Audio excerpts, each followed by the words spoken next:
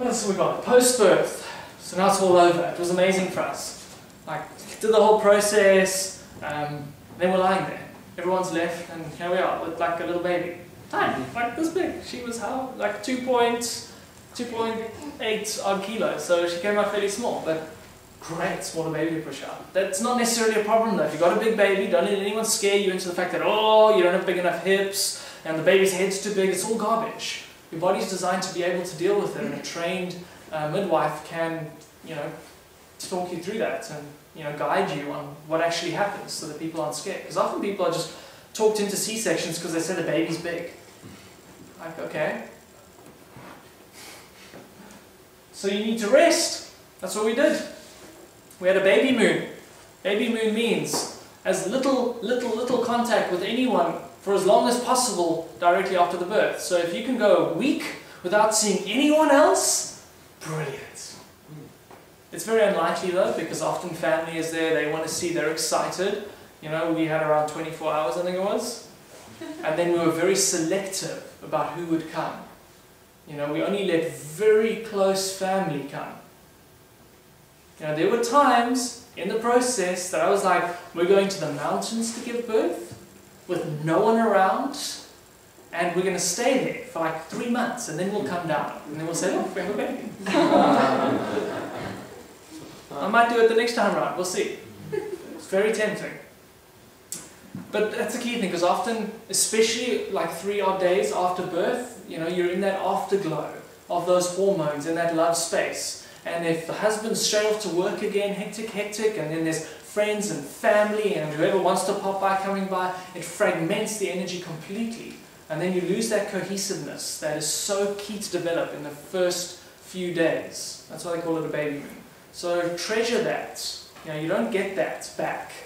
So make sure you honor that process as much as possible. Nutrition. Oh, sorry, yes. One of the nicest things about giving birth at home was the fact that, you literally didn't go anywhere. You didn't come back from anywhere. No. Baby came out of the bedroom, and I stayed there for 3 days. Yeah. Erin stayed in bed for 3 days. I made all her food, gourmet style, served in the bed. She didn't have to move. Every woman should be, honored and respected in that way. And often it's like the mother that does it. Husband's more than capable. Yeah? And if you don't know how to prepare proper smoothies, come on our Rawlicious events and learn.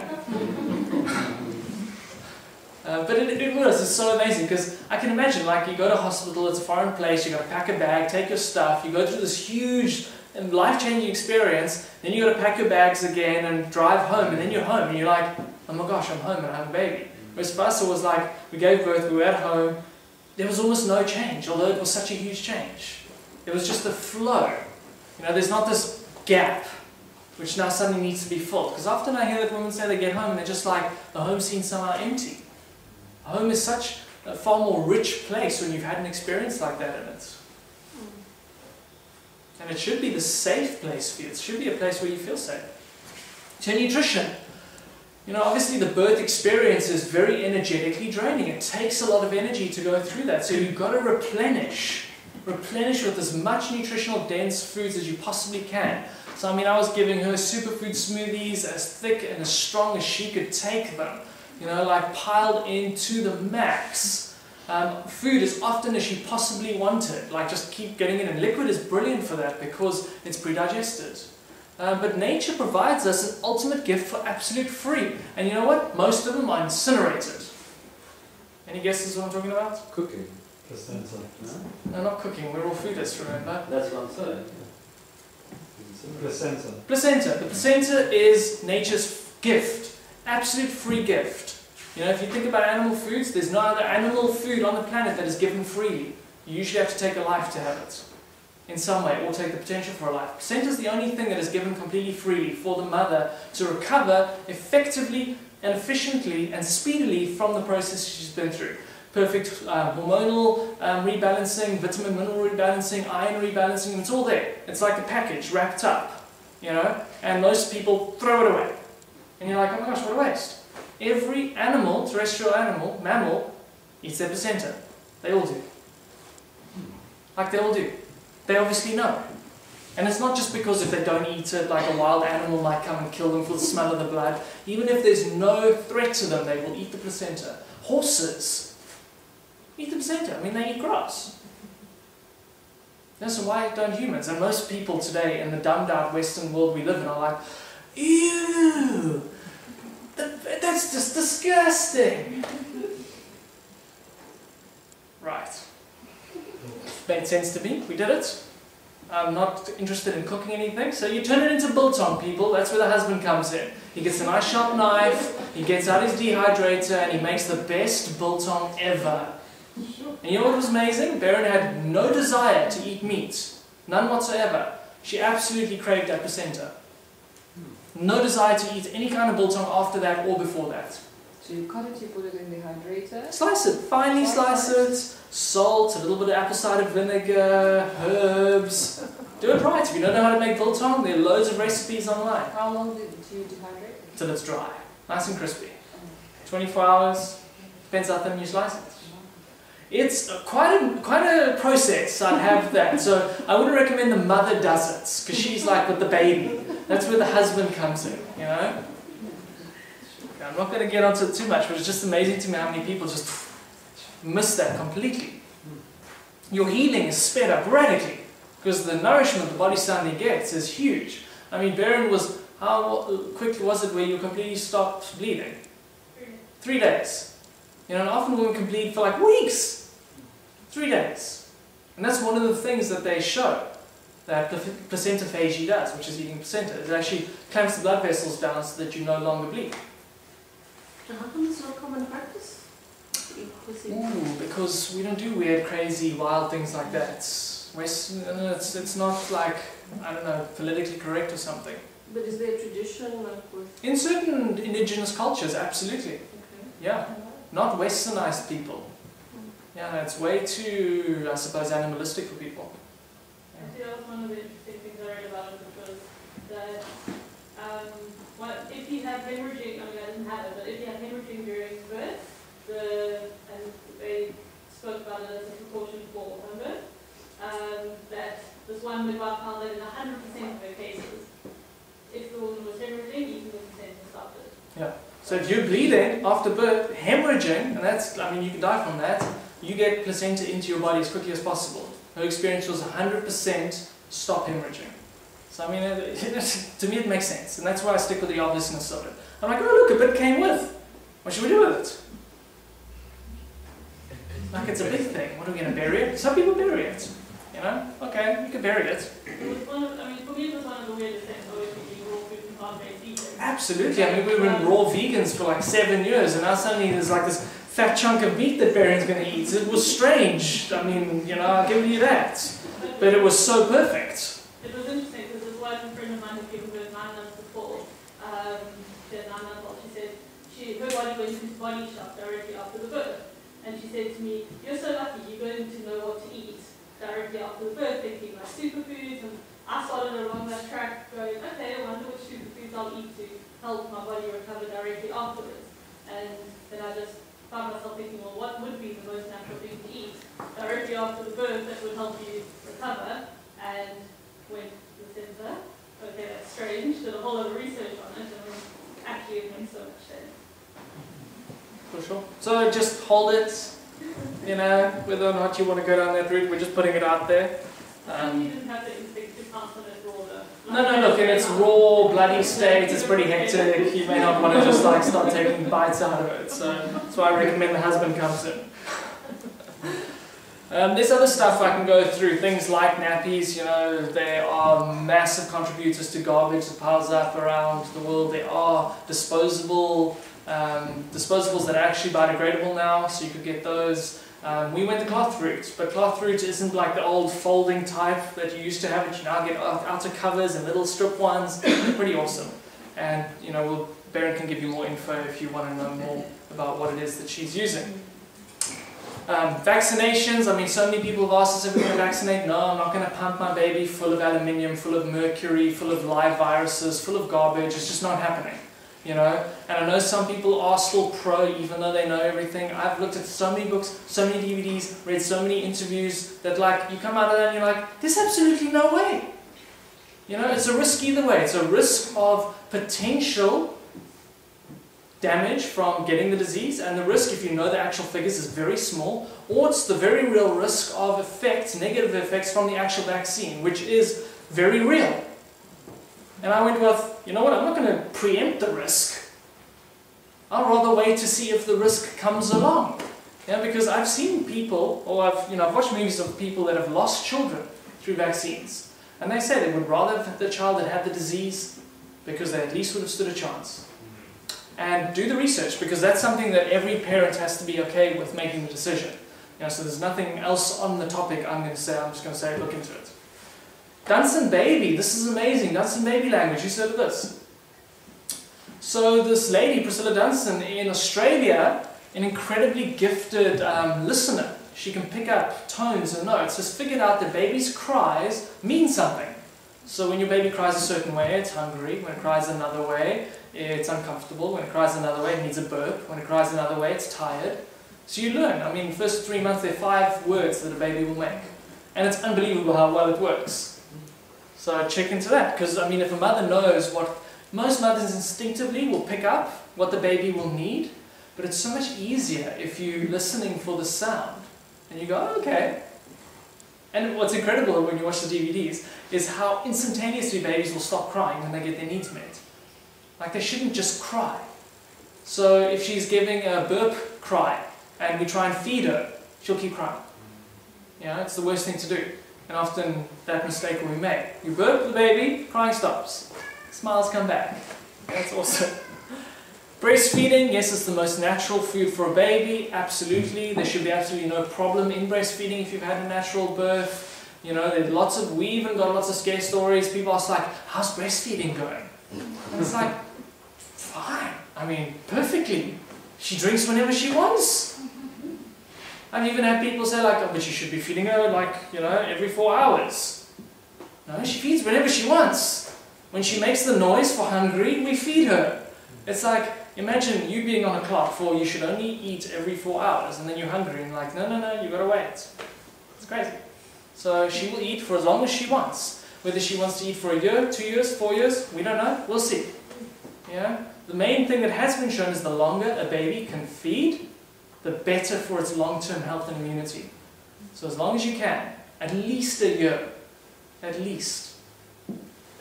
That routine for our feeding thing just blows me away. It's like, as a grown human being, I think, you know, you don't go more than 2 hours without either drinking a glass of water, Yeah. a cup of tea, snacking on something. It's like, especially as raw food, you eat less more often. Yeah. So it's like, why should you start with baby and then feed it every 4 hours? I don't get it. Amen. And then co-sleeping. This is another one that we've had like people who are just like shocked. The baby sleeps in your bed? That's a bit strange. And I'm like, really? Where else should the baby sleep? In its own room. I'm like, you've got to be joking. Like there's no other mammal on the planet that sticks its baby in another cave. Or another tree. I mean, it's like, it's absurd to such a degree that I'm actually shocked people think this. I'm like, the baby's place is on top of or right next to the mother. That's its place. It has to be connected to that mother's energy. Otherwise, it starts to die, literally. Like, there's no other place for it. You know, and then people are like, oh, we don't sleep at night, the baby's screaming all the time. I'm like, well, where's the baby? And it's in its cot. So I'm like, get the baby out of the cot and onto your mom, onto the mother. The screaming will stop. The baby wants the mother. It's not rocket science. And then people are like, oh, what if you roll on the baby? I'm like, well, unless you're morbidly obese and you have no sensitivity, you know, you will stop and you will turn the other way. You know, and baby will scream. You know, let you know if you roll onto it. Guaranteed. It's amazing what people come up with. I mean, the first night was incredible for us because she just slept on Baron's chest, literally. Baron lay on her back and baby was like, here. You know, that's the place she wanted to be. And I think she stayed there for like a few days. And then eventually she was okay on the side, and now mostly she sleeps in the crook of Baron's arm, and now even occasionally she sleeps next to Baron's arm. But always right there next to the mom. That's the place for her. I mean, we sleep from whenever we want. I mean, we'll get to bed at like 10 o'clock. I mean, she's normally out by 8. We'll sleep from 10 o'clock and wake up at 8 in the morning. I have no unbroken sleep. I'm actually sleeping more than I ever have. Why? Because when baby's hungry, she goes, and then in her sleep, Erin will go, and then baby will find the boob and will drink. And then when she's finished, Erin will fall asleep again, and then when baby's finished, she hops off. No one needs to get out of bed. No one needs to walk to a cot, take a baby out, feed, put back in. I mean, that's just insane. I mean, no wonder people get like insomnia and can't sleep and all sorts of crazy stuff. It's beyond me. But even beyond that, I found that like when she's on me, so I mean, I was totally surprised at how much babies sleep, especially in those first, like that first month. Like, she's sleeping all the time. So like, what do I need to do? No, we thought like we're gonna have to do so much stuff, but like baby sleeps. So then you can do a lot more stuff than you normally do. But what I found is that when she was strapped to me, she would sleep for longer. If I tried to put her down to sleep in the day, she would sleep for like 30 minutes, 45 minutes, an hour. Like strapped to me, she'd sleep for like 2 hours.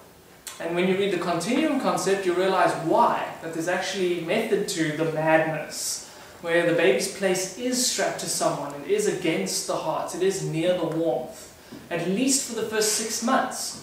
You know, once the baby can naturally crawl and walk around, then it's got independence. Up until that point, you're its complete life support system. It needs to be on you.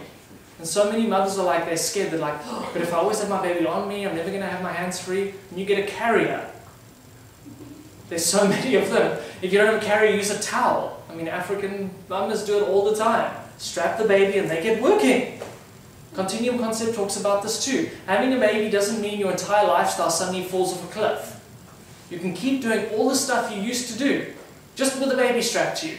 Okay, some of the stuff's awkward, because you've got to like bend slowly, but you can keep doing everything. The baby's main need is to learn about being alive. How is it going to do that in a cot?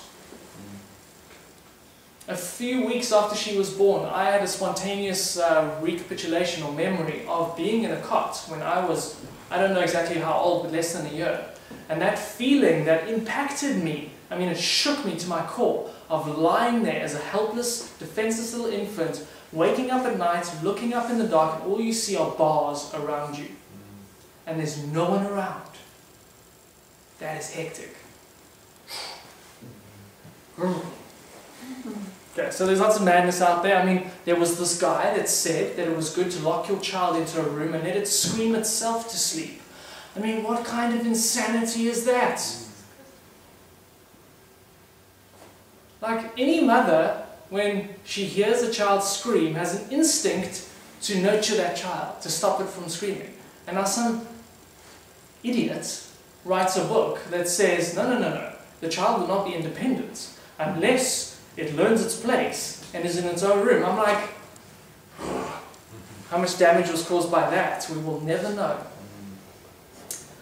So I can get quite hectic into the stuff, but let's move right along. Any questions on all that before I go into support stuff? Yes? Do you need, someone told me that you need vaccination certificate to put your kids into school, to nursery school. Is that true? Not necessarily, but we're not planning on putting our child into a school anyway because I feel that's completely ridiculous. But that's a whole nother comment, there may be schools. I mean, I know certain American schools force vaccinations at school. Like you send your kid off to school, they vaccinate them, they come home with a sticker that says, I've had a vaccine.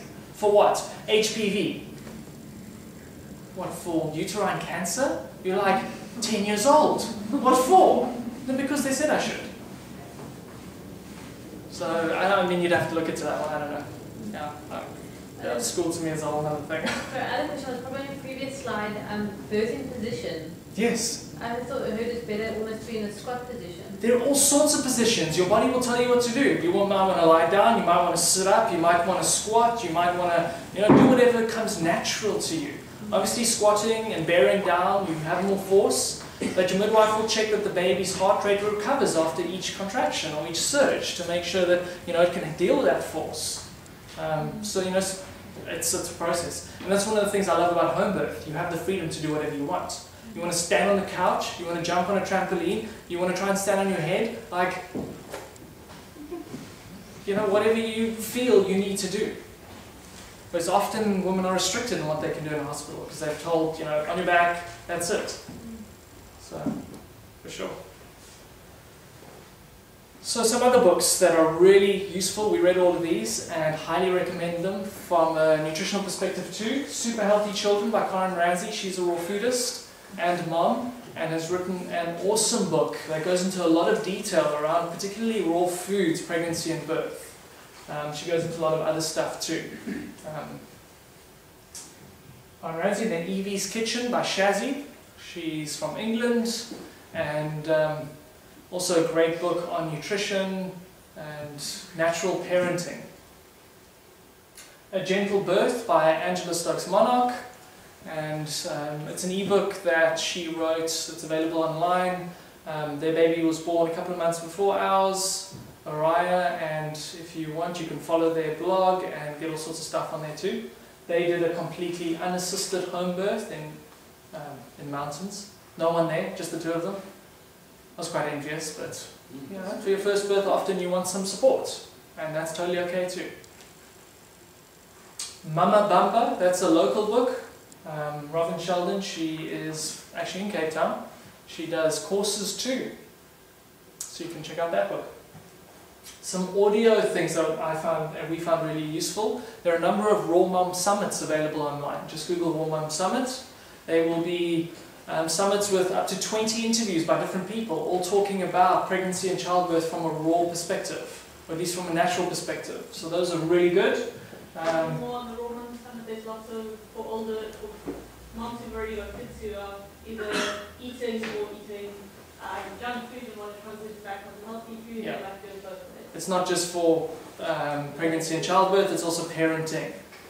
And then Body Mind Institute is an educational institute in America. They've got a course called the Conscious Parenting course, which I highly recommend. If you go to the courses page on our Rawlicious website, you'll see there's a Body Mind course for the David Wolf Raw Nutrition Certification. And if you click on that link, you'll see all the other courses they offer too. So I highly recommend that one. What else? Last thing on this side. For me, parenting is really about, actually life is about being as conscious as you can, as often as you can. And parenting, absolutely. We heard a brilliant interview, which is actually for free if you download it from the BMI, Conscious Parenting site, by Bruce Lipton, Dr. Bruce Lipton, who wrote The Biology of Belief. Very good book on how our belief system is actually biologically held.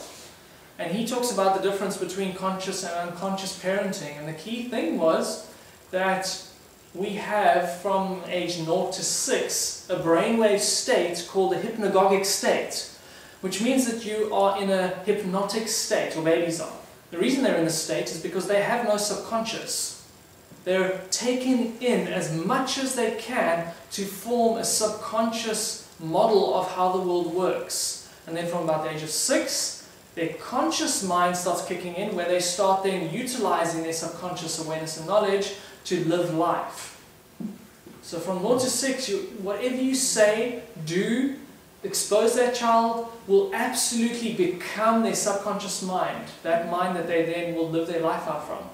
And so what he was saying is that most people are in an unconscious state all day long. They're not in a conscious state. A conscious state is known as the honeymoon state. It's where you're thinking about things, you're blissful, you're joyful, you're aware. An unconscious state is driving to work without knowing how many robots you went through, having no idea what you even did at work, getting home and parking off in front of the TV. And that can be 80% of someone's time, even more. And during that unconscious state, all the programming you got from 0 to 6 is what is acted out in your behavior. So that is why each generation gets passed down the same garbage. Because the program that most parents give to their children are what they got from their parents, from their grandparents, and it should be that way if we were living effective lives. Like, that's a continuum imperative, that we do what our predecessors have done that worked. But I mean, you look at the world today, how we're destroying the planet, how we're destroying each other and our life, and you think, like, there's clearly a problem, we have to do things differently. And that's why we need to be in this conscious honeymoon state as much as possible, so that child gets the best it can possibly get in terms of love, support, connection, attention, as possible. Rearrange your life to do that. It's 6 years, that's all. then they're set. That's how key it is. You've got one shot at it. I love the slide. That's her baby throne. She's already potty trained. Because babies come out potty trained. One of the things I realized quite early on is she didn't like pooing in her pants. And I thought, like, that kind of makes sense. I don't like pooing in my pants. Why would she like doing it? So what most parents do is they program their children to poo in their pants for 2 years. And then they've got to try unprogram it. That's hard. So we just thought, well, let's just not program it. I mean, she wears nappies because obviously she doesn't have full control yet as to when and where she's going to go. Yeah? But we are aware of her cycle, so we know that when she wakes up, she's going to poo. Sometimes 2 or 3 times in a row. So she goes on the potty first thing in the morning, and she sits. It's not a potty, it's a throne. It angles her properly, she sits with armrests, she loves her potty. And she sits there, sometimes for like 15 minutes, quite happily, making her poos and her pees, then she gets off. I mean, many, many days we get like 90% of her poos in the potty. Where did you buy it? We actually got it at a trade show. It's called KBT, so you can check it out on the internet. KBT, Baby Throne. It's the one thing I bought at a baby show. Yeah, Baby Throne. So she loves it. So we know, morning. Actually puts in a little squat. It puts in a squat. All the stuff. And then I'm going to finish off with this slide. We've been going on for a while. The most important thing, actually, when it comes down to it, is that there's love. And actually, everything I've spoken about is raising our consciousness around childbirth, pre and post. And for me, consciousness is a synonym for love. The more we become aware, the more love we can have. The more unaware or unconscious we are, the less love we can express and have. So for me, they're similar or same things. And that's what it's about. The more conscious you can be, the more love you can give. Because the more present you are in every moment. And it doesn't matter what's happened, it doesn't matter what happens. If your birth isn't exactly as planned, the main thing is to give that baby as much love as you are capable of. And if you think you've hit your limit, dig deeper. Okay? 1 generation, 43 years, that's the number that's in my head, is all it would take to completely change our entire planet if we brought up 1 generation from a conscious perspective. Like 43 years and then everyone's like, war? What a ridiculous concept. Why would we possibly want to kill other people? 1 generation. But you have a very traumatic birth, a very traumatic childhood, and that kind of pain is layered on environmental pain and societal pain. You'll kill people. That's the only way it's possible. 1 generation is all it takes for a completely different world. So you can see, this was actually last week.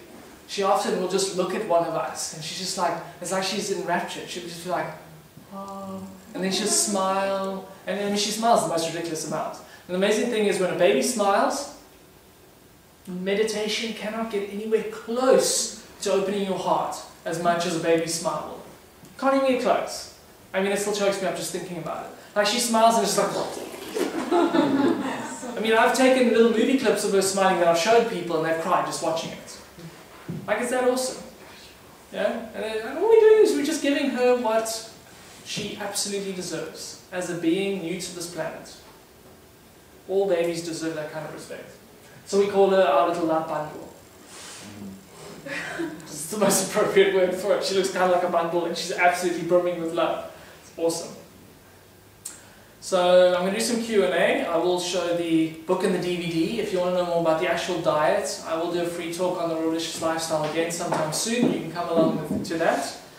But we have been going on for quite a way, so if there are any questions, now is the time.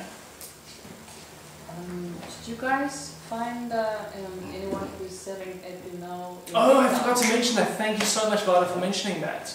So one of the things women are often very scared of in actual childbirth is tearing.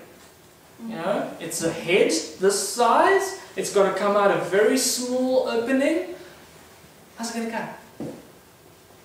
And most women don't realize they can actually prepare for it. There is a device called an epi-no, stands for episiotomy, which is cutting. No episiotomy. And it's basically like a balloon device so that you prepare the lining or the wall for that kind of expansion. And we had absolutely no tearing. Not even a tiniest pinch, nothing whatsoever. And I mean, people who have used the Epino and this marketing material reckon that it is absolutely miraculous. Did you order it online? Or, I mean, from Yeah, I ordered overseas it online. or- No, someone locally supplied it. Ah, from Cape Town. In Cape Town. There are two models you can get. One with a little gauge that tells you how pressurized you're doing it all. One without. I mean, they both work. But absolutely, I would recommend that. As a preparation tool, essential. Thank you. Anyone else? Another thing you didn't mention about going post-date. Yes, so we went 2 weeks over our date. Now, if you had a gynecologist, you would have been chopped open, 2 days post-date. So you need to be aware that the baby comes when the baby comes. And there's also a safety level, because there are the rare occasion where for some reason the birth process is not, stimulated. So this is where a good midwife is going to be so useful, because they're going to take you through the potential risks and mitigate those risks. But 2 weeks, I mean, we had to sign forms to say, no, we're not interested in doing that, we're not interested in more scans, we're not interested in Dopplers, we're not interested. Go away. Baby will come when baby comes, and she did. She couldn't have stayed in for another day, but she came when she wanted to come. Where did you sign it? At the gynecologist? No, the midwives. Because they, in order for you to actually work with them, they have to function within certain safety guidelines, which are averages set by average people giving average births. I'm not really a fan of averages, I think they're ridiculous. So I ignore them. So that's what you do. So you can sign not to. Or to choose what it is that you'd like to do. And for Beren, she wanted to do one thing where they did a Doppler heart rate monitor, which is a very non-invasive thing. And for her that was enough. And that showed that the baby was absolutely healthy and fine, and that was great. The main concern is that the placenta stopped feeding the baby. Main concern. We were 2 weeks in the day of review, and on that day we got, okay, well the wise thing to do would be to go in and go into hospital and check that, have a scan, check that everything's fine. So we were about to allow them to scan us. This is hilarious. It's in the morning and Beren's sitting there on a little bouncy ball. She's like, okay, we're 2 weeks and 1 day over, maybe we should go for a scan. And I'm like, doesn't feel like the right thing to do. But you know what? You have to decide what you feel comfortable with. And then suddenly she started with a bit of a cramp. And I was like, there's no way I'm putting you in a car, driving you 30 minutes to hospital, then you get into labour. They're not going to let you come home once you're there. You're staying put. And by 11 o'clock, she was already in full tilt labour. So, you got to follow your gut. Peter, one of the things that you didn't talk about was breathing. Yes. Is that not fashionable anymore? Because when I had my babies, There was Lamar's and the breathing techniques and all that kind of breathe thing. through the contractions, Yeah. and I must tell you, I think that it is phenomenal. No, breathing absolutely helps you through the contractions. What we were just told through our experience is that the woman knows how to breathe. And Then we had training. I know they did training. Yeah. I mean, as it turns out, Beren breathed in a certain way and it helped her. If she breathed in another way, it didn't help her. So, in the moment, your body does kind of know what to do. If you want to know what types of breathing you could do, you can. But it was something that's... The antenatal class was like, and that's what I expected I was going for, and they weren't teaching that. No, they were like, don't even worry about it, I'm really surprised because I think that I really think that it's very powerful. Oh, breathing for sure. Spiritually as well as being practical. And the second thing is, I think the fitness of the mother is important. Yes, I had a point that I was going to mention. How important it is to be fit. So giving birth is like running a marathon, and you've got to train for it. So, I'm not expecting people to run marathons to get ready for it, because you can't, but gentle walking, getting out there, do some type of exercise, keep your body fit and strong and healthy.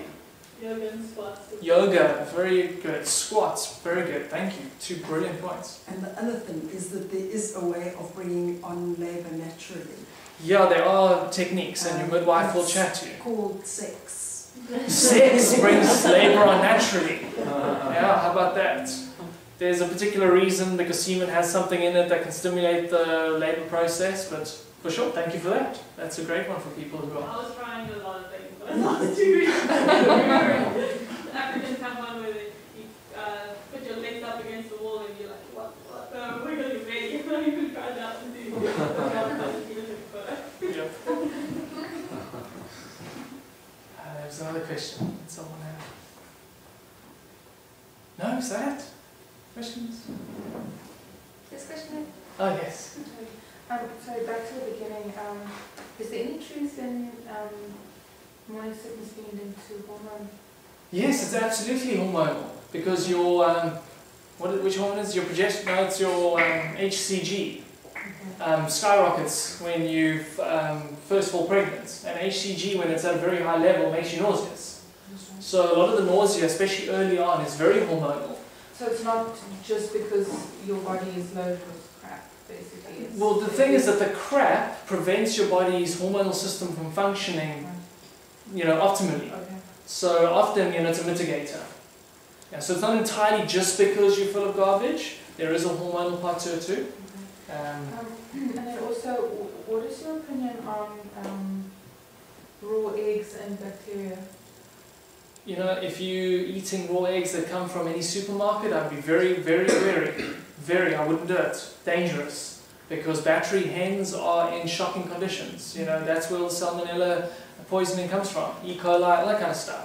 It's no surprise. If you have a chicken at home pecking in the bush and laying an egg, very, very unlikely it's ever going to be a problem. It is a risk for people too, so Baron actually wasn't interested in having raw egg. That's why I think she tried it once and was like, you know what, I'm not going to bother.